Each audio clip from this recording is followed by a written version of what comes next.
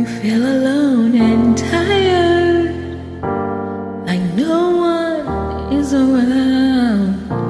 Depressed, you have no power, but it's not true. It would all work out. Just talk to someone.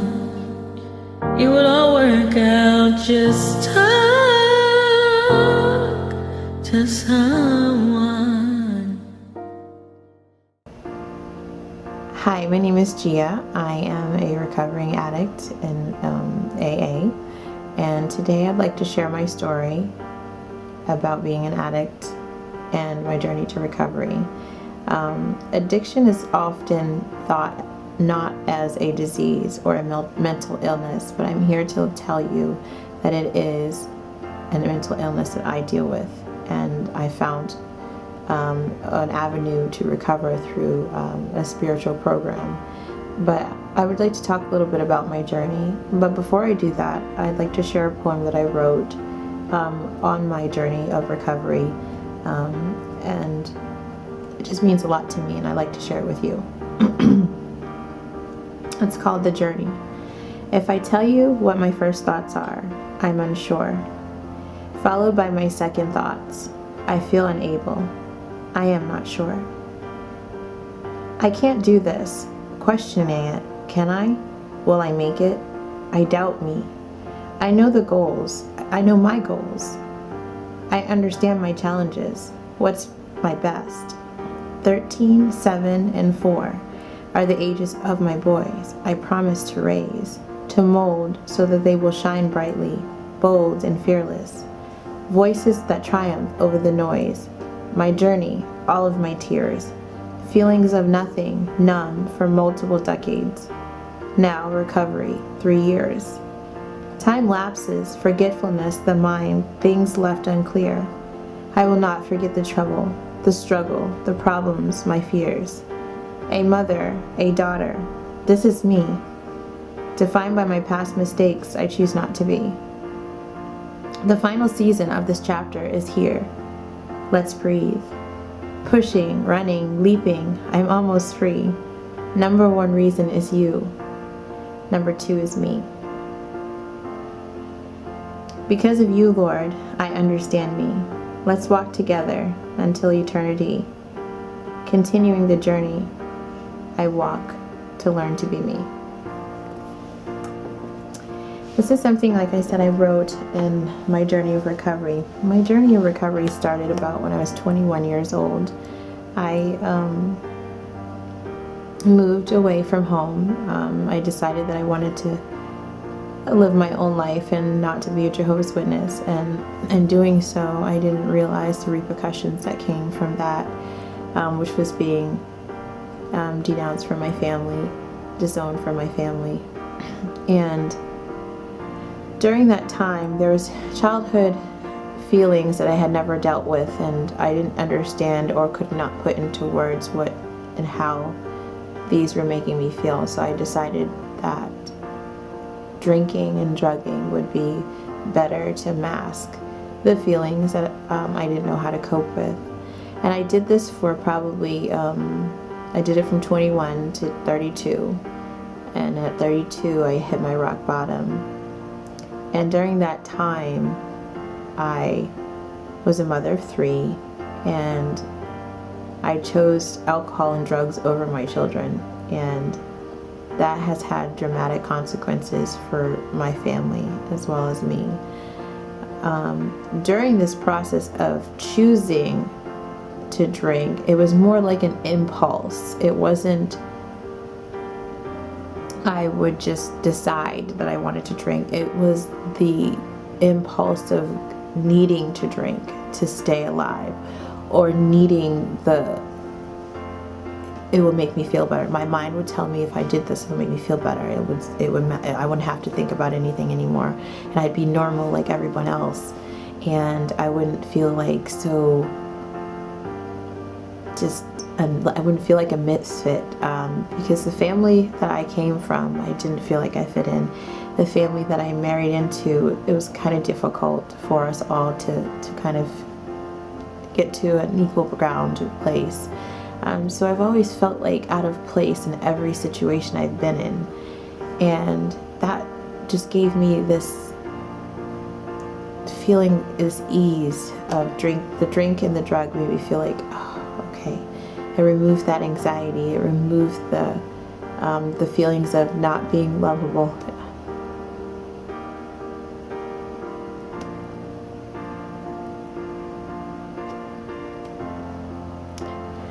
But in the process, I didn't realize that this was a selfish, reoccurring behavior that was affecting my kids, my family, and breaking all of my friendships apart. And during this process, I wanted to blame everyone for treating me the way that they did, and by no means am I not taking responsibility for my own addiction, but I just assumed that everybody was out to get me. And now I realize that I put myself in a vulnerable position to be a target, because I couldn't figure out how to deal with life on life's terms. And that's what addiction does. It just takes your willpower, your drive for life, and your desires and hopes and dreams, and just throws it in a trash can. And you just become wrapped up in this cycle. You don't even realize, I didn't even realize that I was wrapped up in this cycle for years and years, and I didn't think that it was possible to learn anymore. I just thought my brain was dead.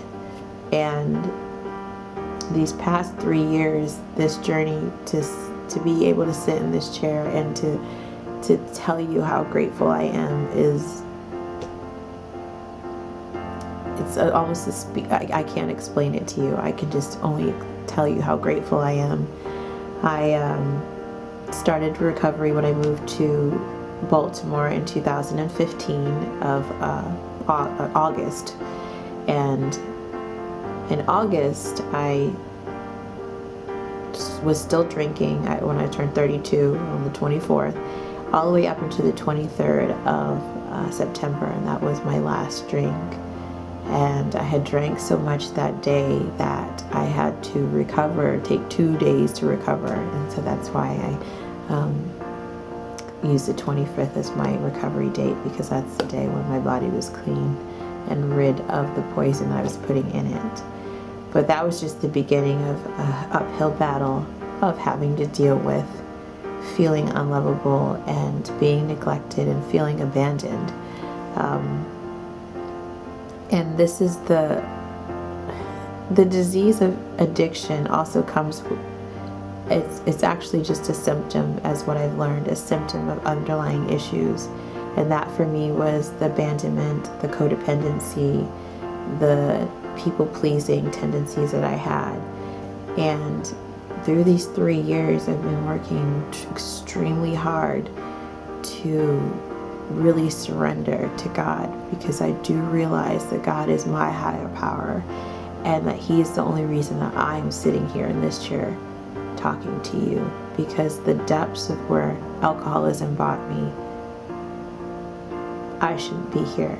One of my stories during my addiction was about May 2015. I decided that it would be best for my children to stay with my mom mentor, because I wasn't capable of taking care of them. So I took the precautions that I needed so that they were taken care of and provided for.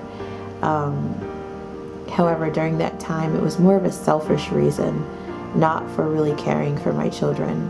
And that was something that I had to own up to in my recovery process. But during this time, it was about May of 2015, and I had been out drinking. It was a Saturday, I believe, or a Sunday. I don't remember because I was drinking.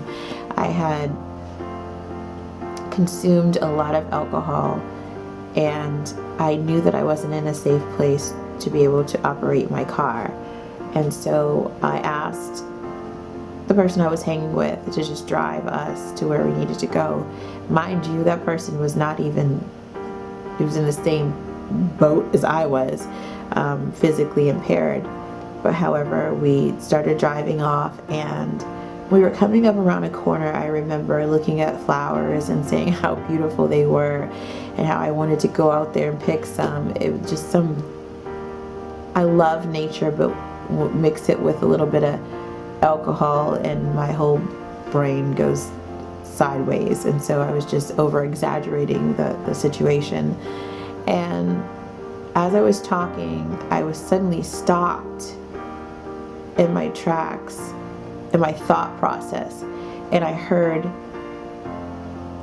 Gia, put your seatbelt on. It was a very soft voice, and there was a smell of some flowers, sweet apples, cider.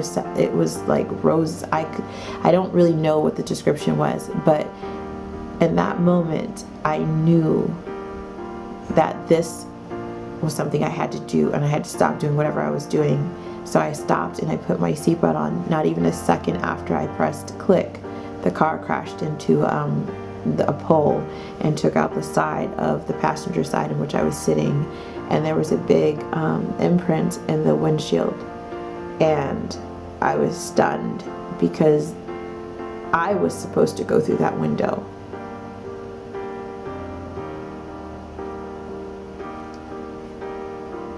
I would have died if I didn't listen, but most importantly, I would have died if God didn't intervene. These are one of the stories, this story I don't really tell a lot, and now it's out there because for me, that had made me examine the extent of my addiction. I did not think about my children. I was out partying, doing whatever I wanted to do, thinking that I was hurting no one because my disease says that this was fun, and I almost lost my life. My children almost lost a mother, and there was for no good reason. So this is the first time I'm really exposing this story because, like I said, it has made me have to think about who I was as a mother and who I was, and that I was sick. And this is not something I could control, no matter how much I wanted to not be an addict, because of the stigma that's behind it, because of the looks that you get as a mother, because of the judgments that you receive, because this disease has so much control over you that you don't know how to be, you don't know anything different. I thank God that I was able to walk out of the situation without a scratch at all. The other person that was with me broke his hand. But these are the things that addiction brings you to. These are the things that this mental disease, this mental obsession that forces you to drink and drink and drink until it's all gone. And your life can just be obliterated in a moment. Okay, another story I can share was the process of carrying children and addiction. When I was pregnant, I wasn't able to make it through my pregnancy without drinking or drugging, and so that's a lot. I carry a lot of guilt still to this point with that, but it's slowly being released from me as I do daily meditation and prayers, as well as therapy for it. But that's one of the things that the disease of addiction affects women in their pregnancy. There's this assumption that women should be able to quit doing drugs and alcohol during pregnancy, like you should know and have this mind over heart, and that's something that is not at all in control. You're not at all in control once you have reached that stage of addiction. And that's something that what I've dealt with. The longest I was able to go without doing drugs and alcohol was in my first pregnancy. Also, I used in my second pregnancy and third pregnancy. So throughout all of my pregnancies, I used drugs and alcohol.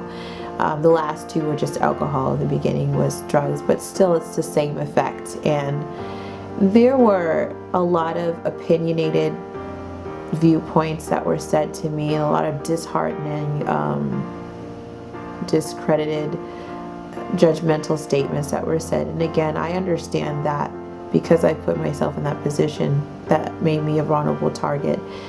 But the biggest thing that I would like to share is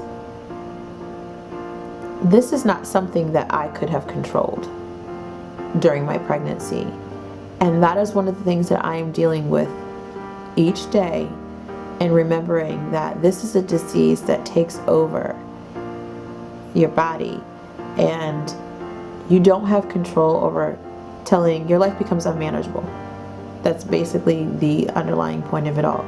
This disease has you thinking, it had me thinking that I wasn't a good mother, so why try anyway? Or this person was saying this about you, so why try anyway? Just go ahead and prove them right. And I continue to drink.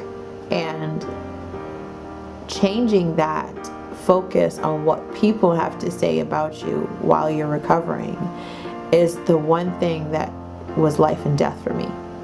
Because if I took and consumed everything that was being said, because mind you, I could not stop. I could not stop. I tried so hard, but I tried in my own power. That's the problem, is that my own power gets me nowhere. But that is something that really has a big void in my heart that I'm still trying to heal, is not being able to get through my pregnancies sober and the effects that I have on my children. And while we haven't seen any detrimental effects on them, thank you, I'm so thankful and grateful for, there's still that in the back of my mind, what I could have done and what I could have done to damage my children. And that is something that's a vulnerable topic for me, because every day I aspire to try to be the best mom I can be. And when I have to look back on those times that I couldn't choose to do the right thing because addiction ran my life, this disease of drugs and alcohol, wanting to drink to mask all these insecurities that I felt, I couldn't stop. And I was a mother of 3, and I was supposed to be able to control that. And that's hard to swallow, that I put my children's life in harm's way because I couldn't stop. So when people talk about addiction not being a mental disease, how is it not? Like a mother, a maternal one that should connect with their child and know to keep their child safe, I couldn't do that. That's the logic of addiction. And we still have these traumatic episodes that we're working through, especially with my oldest son, because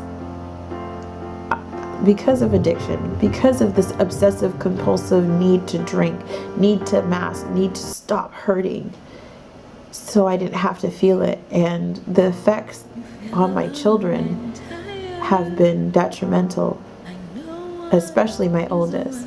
But through recovery, which I chose in my 2nd year, I fully put my foot down and did the work that I was supposed to do and continue to do the work, which is meditation, which is most importantly praying, connecting with God, and connecting with a community of people who are going to support you. I had the biggest support when I was on the road to recovery at 32. I had a mentor mom that took my hand and dragged me through until I could do it for myself. She took me here to Baltimore, got me clean and sober, and loved me she loved me the way I needed to be loved. And she had a family that surrounded me in love. Mind you, it was very difficult for her, I'm absolutely positive, for the first year of recovery, because I was a little child with 3 children. That's basically what it was. And she took me and she showed me and she helped me understand that it doesn't matter what people say about you. if you want this, you can get it. And you have to trust God to do it. But it was learning to take it a step at a time. The way that I was able to recover is putting God first. Using the resources that He's provided through AA support groups, which you can find online. There's an AA Baltimore and NA Baltimore.org. They can show you the locations of where the specific meeting is. And then another big group that's helped me a lot, which my mentor mom is a part of, is a Celebrate Recovery. And that program has helped me get to the root of what was causing me to drink and what was causing me to do these things and not being available for myself or my children. And that is where that emotional connection to the compulsion to mask those emotional feelings or tags that you created to emotional events in your life, that's what helped me. And what I'd like to say to my audience, first of all, is thank you. Thank you for watching The Gray Area. Thank you for supporting us in what we do. And if you're struggling with addiction, if you're struggling with addictive behaviors, codependent behaviors, type in Celebrate Recovery. Find a location where there's one where you live, or look at the resources that they have online. You can even consult your medical doctors. They can get you in the right place to find the recovery that you need. It's really in the end up to you to make the choice to want to get better. Once you choose that, the rest is provided for you. It's all there online. Definitely contact me, our support system on YouTube. Like, we'd like to help you, but you've got to make that choice first. Again, thank you for watching my show and supporting me. I truly appreciate it. And I hope that this story can help anyone that's out there that needs to be helped. Thank you.